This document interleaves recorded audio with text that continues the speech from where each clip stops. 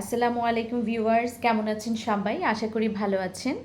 আজকে নতুন আরেকটা ভিডিও নিয়ে সবার সামনে হাজির হয়ে গেলাম।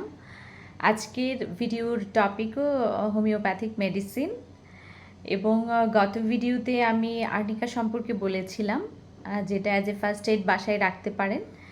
এবং আজকে যে ওষুধের কথা বলবো সেটাও ফার্স্ট এইডের তালিকাতেই আছে।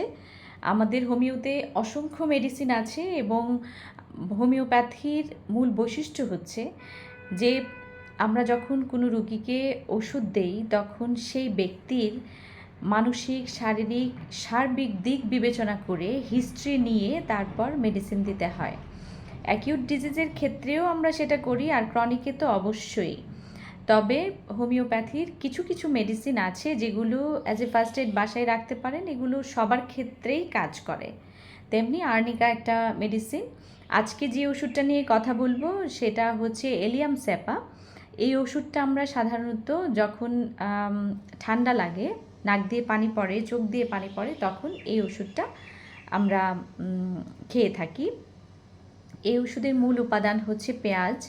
আমরা মেয়েরা যারা পেঁয়াজ কাটি, ছেলেরাও কাটে, যখন পেঁয়াজ কাটতে যাই তখন কিন্তু নাক দিয়ে, চোখ দিয়ে আমাদের সমানে পানি পড়ে। আমাদের এই ওষুধের মূল উপাদানও হচ্ছে পেঁয়াজ।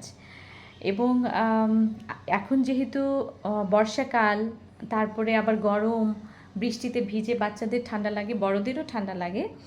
এই ক্ষেত্রে এই ওষুধটা বাসায় রাখলে আপনারা হচ্ছে তাৎক্ষণিক যে সর্দি ঠান্ডা লাগে সেগুলো থেকে মুক্তি পেতে পারেন। যেহেতু হোমিও ওষুধের সাইড এফেক্ট খুবই কম, নাই বললেই চলে, এই ওষুধগুলো বাচ্চাদের জন্য খুবই নিরাপদ। আর আমি যেহেতু হোমিওপ্যাথি পড়েছি এবং আমার যথেষ্ট ভক্তি রয়েছে এবং আমার ফার্স্ট প্রায়োরিটিই থাকে হোমিও ওষুধের উপর, তবে অন্যান্য প্যাথিতেও আমার যথেষ্ট সম্মান রয়েছে, কারণ অনেক ক্ষেত্রে অন্যান্য প্যাথির উপরেও কাছে দ্বারস্থ হতে হয়। তো আজকে যে মেডিসিনটার কথা বলবো সেটা হচ্ছে এলিয়াম স্যাপা। এই ওষুধটা আপনারা হোমিও ডিসপেন্সারিতে গিয়ে এলিয়াম সেপা 30 পটেন্সি বলবেন যে এলিয়াম সেপা 30 পাওয়ারের ওষুধটা দেন এবং আপনারা বড়িতে কিনবেন। বড়িতে কিনলে হয় কি, আপনাদের মানে সমস্যাটা হবে না, কারণ লিকুইড যদি কিনেন অনেক সময় 3-4 ফোঁটা বেশি পড়ে যায়। ওইটা সাধারণত ডাক্তাররা ভালো মতো ওটা প্রয়োগ করতে পারে।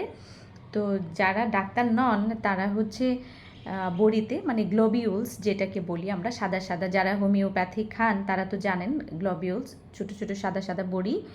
এই বড়িতে আপনারা 1 ড্রাম, 2 ড্রাম অথবা 1/2 আউন্স, 1 আউন্স এই পরিমাণে কিনে নেবেন। পাওয়ার হচ্ছে 30। বড়ির যদি জিজ্ঞেস করে যে বড়িটা কোন সাইজের বড়ি দিব, 30 সাইজের বড়ির কথাই বলবেন, 30 পাওয়ার 30 সাইজ। তাহলে বড়িতে বাসায় রেখে দিবেন। যখন সর্দি লাগবে, হাঁচি হবে, নাক দিয়ে পানি পড়বে, তখন ছোটো বাচ্চাদের ক্ষেত্রে 2টা করে বড়ি, সকালে 2টা, দুপুরে 2টা, রাতে 2টা, ওরকম করে 2-1 দিন খাওয়ালেই ইনশাল্লাহ ভালো হয়ে যাবে। যারা টিনেজ আছে তাদেরকে 4টা করে বড়ি, আর যারা বড়, একটু বড়, তাদের হচ্ছে 6টা করে, সকালে, দুপুরে, রাতে 6টা করে বড়ি খাইয়ে দেবেন, ইনশাল্লাহ ভালো হয়ে যাবে। আর এগুলো অ্যাকিউট ডিজিজের জন্যে যেই মেডিসিনগুলো, এগুলো আমি মাঝে মাঝে ভিডিও আকারে দিয়ে দিব। এর জন্য আপনাদেরকে হোমিওপ্যাথি পড়তে হবে না কিংবা ডাক্তার হতে হবে না। আমি সিমটমগুলো যখন বলে দিব তখন একটু করে খাতায় লিখে নিলে আপনাদের জন্য সুবিধা হবে। শুধু সিমটমগুলো মিলিয়ে এই ওষুধগুলো খাইয়ে দিতে পারবেন। আর 30 মাত্রা, মানে 30 যে পাওয়ারটা, এটা হচ্ছে সেফ পাওয়ার। আমাদের বিভিন্ন পাওয়ারের ওষুধ আছে, এগুলো যারা হোমিও স্টুডেন্ট বা যারা হোমিও পাশ করেছে, হোমিও ডাক্তার, তারা এগুলো জানবে। সাধারণ মানুষের তো জানার কথা নয়, কিন্তু 30 যে পাওয়ারটা, সে পাওয়ারটা হচ্ছে সেফ পাওয়ার এবং এটা নির্দ্বিধায় খাওয়া যায়। তো এলিয়াম স্যাপা ওষুধটা বাসায় রাখতে পারেন অ্যাজ এ ফার্স্ট এইড। হুটহাট কোনো ঠান্ডা কাশি লেগে গেলে এই ওষুধটা আপনারা বিশেষ করে সর্দির জন্য আর কি, এলিয়াম স্যাপাটা সর্দির জন্য এই ওষুধটা সুন্দর মতো খেয়ে নিতে পারেন এবং সুস্থ বোধ করবেন। আর কি বলবো, সবাই ভালো থাকেন, সুস্থ থাকেন, আমাকে সাপোর্ট করবেন, দোয়া করবেন। ধন্যবাদ সবাইকে।